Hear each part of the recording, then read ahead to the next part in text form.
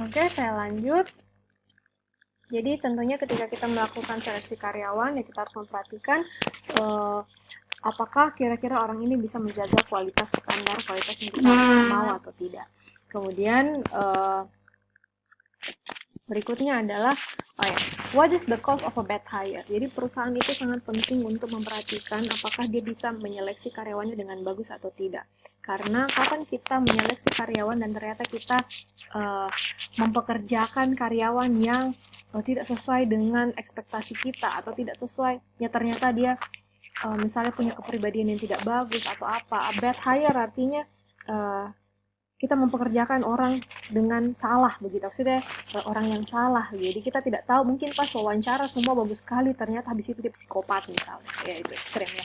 Atau misalnya ternyata wah di depan dia wah bagus, dia saya akan bekerja sebaik mungkin, tapi ternyata pas sudah dalam dia malas-malasan. Jadi proses seleksi itu sangat penting. Nah, kita lihat ini di sini ada satu manajemen konsultan yang dia membuat ini, what is the cost of a bad hire in a Harris Interactive poll. 41% of respondents said that the cost of bad hire was greater than $25,000. Terus jadi ada 41 SDM dari berbagai perusahaan itu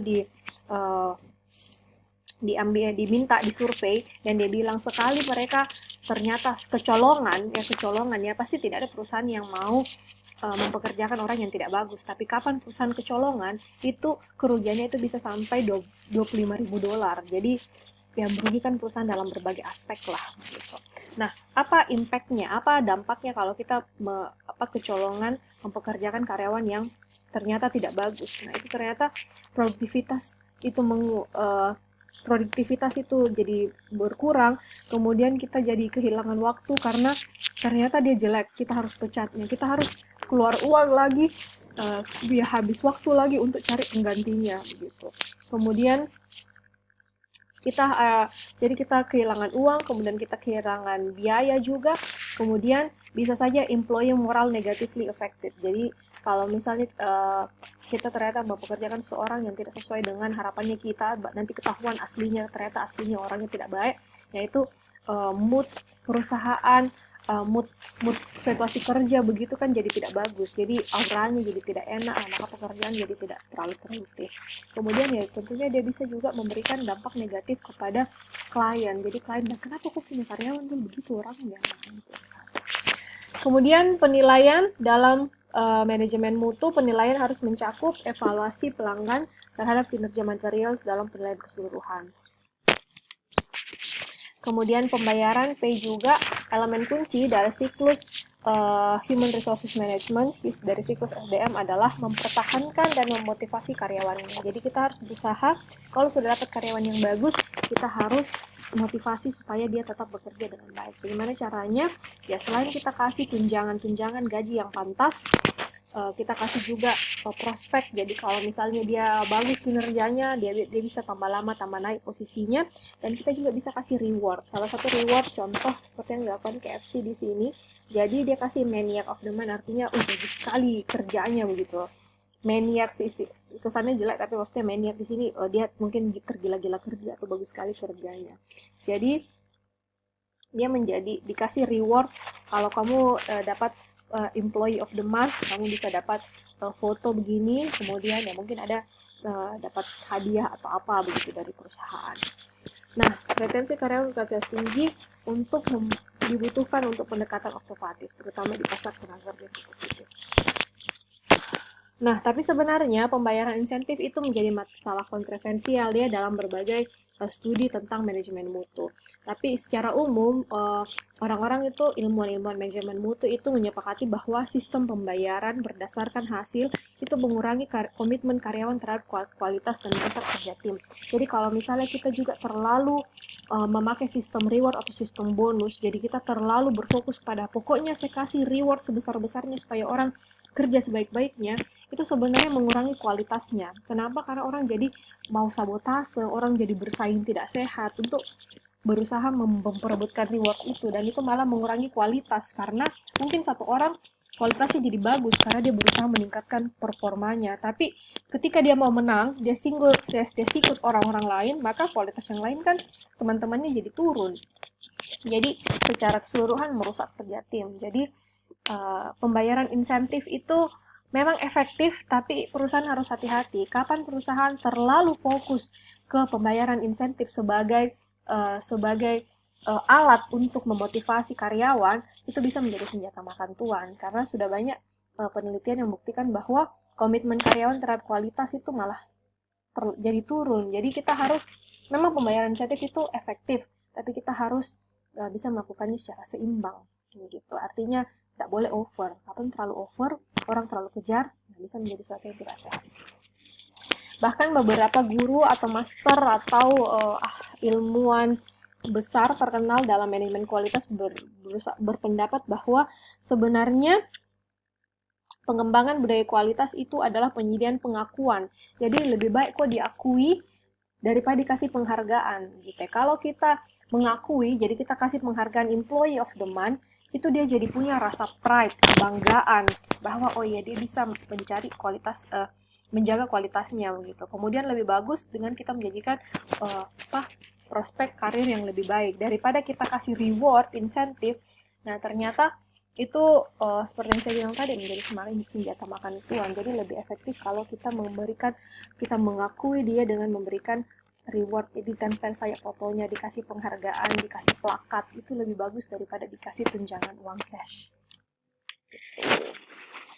Kemudian kesejahteraan karyawan, yang namanya kesejahteraan karyawan adalah pelanggan internal, customer-nya perusahaan secara internal. Itu kan prinsip inti dari manajemen mutu.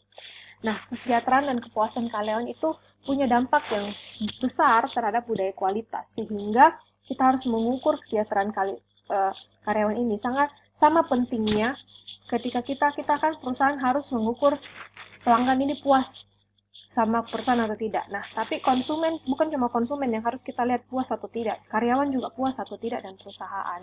Begitu. Contohnya tempat kerja multikultural di mana karyawan tidak berbicara bahasa lokal. Jadi misalnya tempat kerja yang ada karyawan-karyawannya tidak bicara bahasa daerah. Nah, itu mungkin mengurangi kepuasan karyawan. Jadi kita harus lihat bagaimana menjembataninya.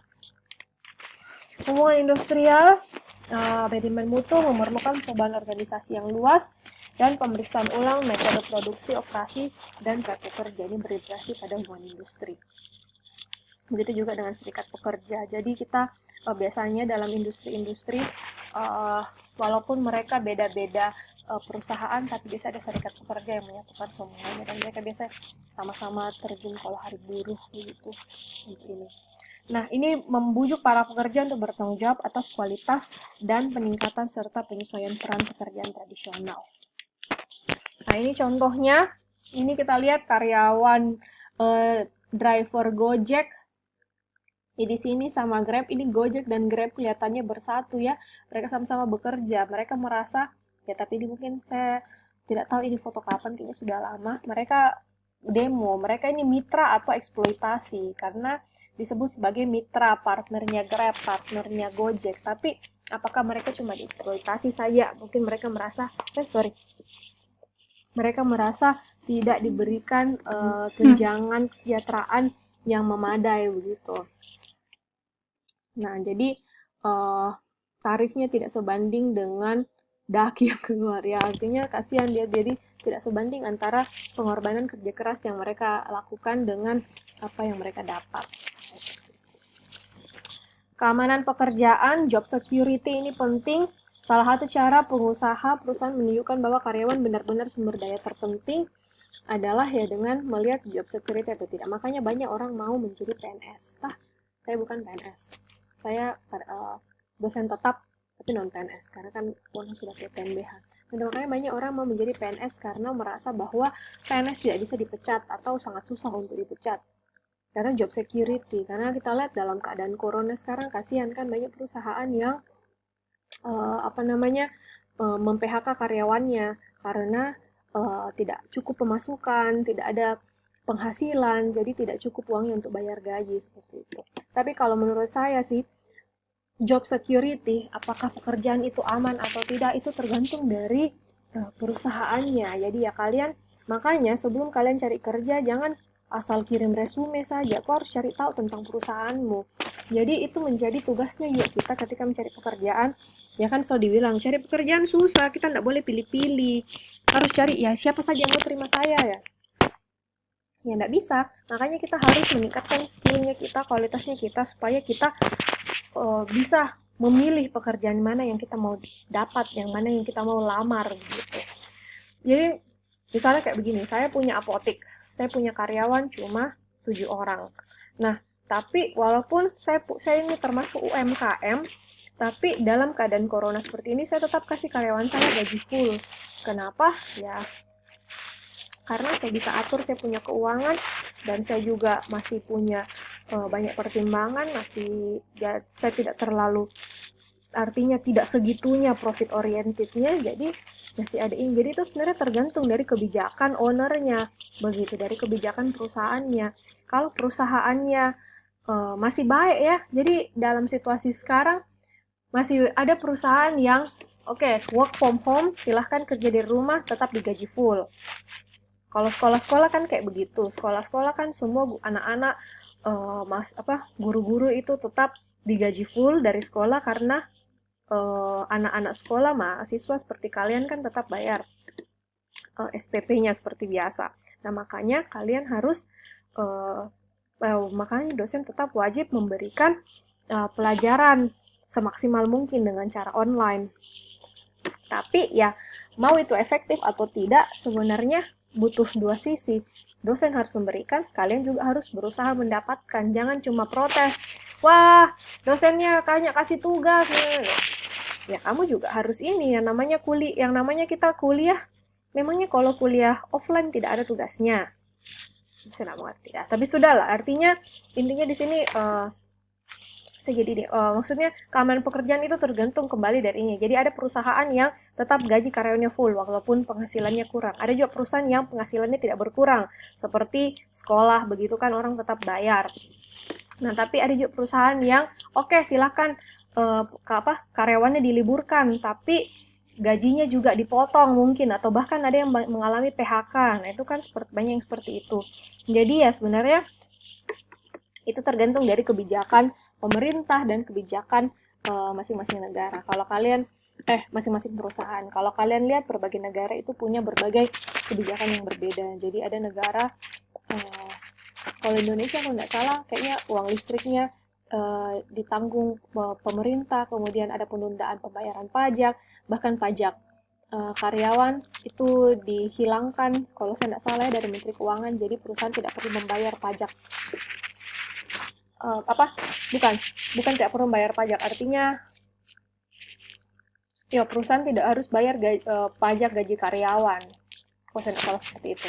Jadi karyawan tidak dipotong pajaknya. Tidak, perusahaan tidak perlu membayar pajak ke negara, begitu, sebagai kompensasi. Jadi itu bantuan ke negara, ke masyarakat. Contohnya. Nah, tapi banyak juga yang mengalami PHK. Nah, di situ nih ya, namanya sekarang lagi bencana non alam ya, jadi kasihan banyak ininya. Nah, job security itu ada seperti itu. Apakah pekerjaan kita di perusahaan itu aman atau tidak? Atau kalau ada bencana seperti ini, kita masih bisa dapat penghasilan atau tidak? Nah, itu job security. Karena pekerjaan. Kemudian integrasi, karyawan harus dikembangkan, diinformasikan, dan diberi tanggung jawab yang lebih besar. Gaya manajemen harus terbuka, ramah, dan partisipatif. Kemudian harus melakukan kerjasama tim, baik berbasis sel maupun fungsional, baik antar divisi maupun lintas divisi. Kemudian visi ini adalah tenaga kerja yang berkomitmen dan mampu bekerja dalam tim dan membutuhkan sedikit kontrol eksternal langsung. Visi ini harus dijelaskan pada semua tingkatan manajemen dan harus dibagikan oleh semua manajemen senior. Ini adalah kesimpulannya. Jadi kesimpulannya, manajemen kualitas itu terdiri dari berbagai unsur.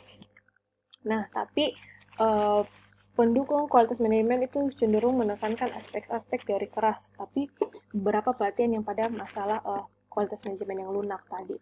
Nah, kemudian praktek manajemen kualitas dan sumber daya manusia itu sebenarnya harus diintegrasikan. Jadi harus saling bekerja sama supaya bisa memperkuat upaya kualitas. Oke, Mami habis 15 menitku. Kalau ada pertanyaan, silahkan ditanya di thread. Terima kasih, sampai minggu depan. Dadah. Sehat-sehat ya semua.